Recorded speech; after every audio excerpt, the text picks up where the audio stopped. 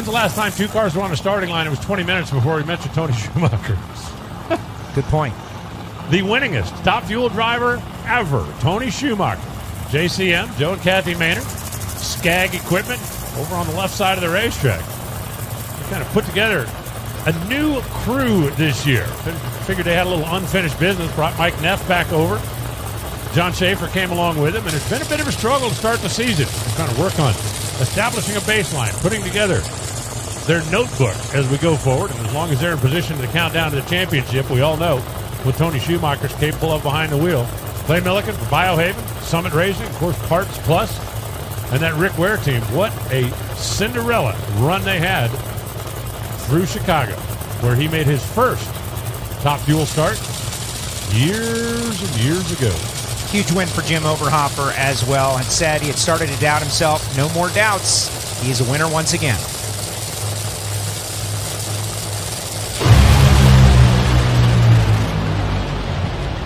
Saw a cylinder out for Tony and then kapop at the finish line. 3.878, 310 miles an hour. He's going to go to the number one spot.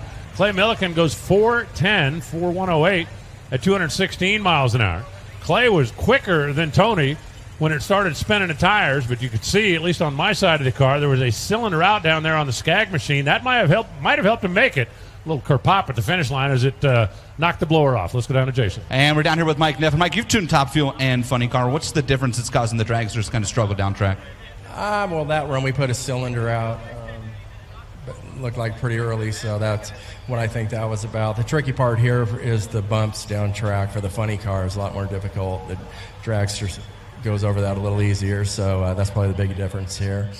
They're going to put the replay up here on the Sunoco Vision, and I want you to walk me through. You talk about the cylinder out, what point that happens here, and how that affects the run.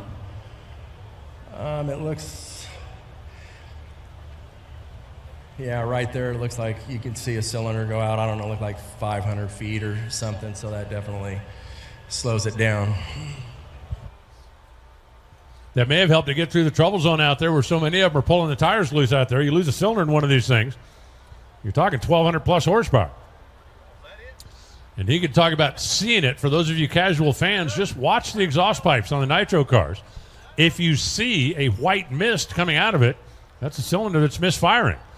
And they run such a tremendous volume of fuel through these things that sometimes they simply will just drown out the spark plugs. Something to think about. Next time you're filling up your gas tank, and by the way, I like your gas prices here in Tennessee a whole lot more than I liked them up north last week.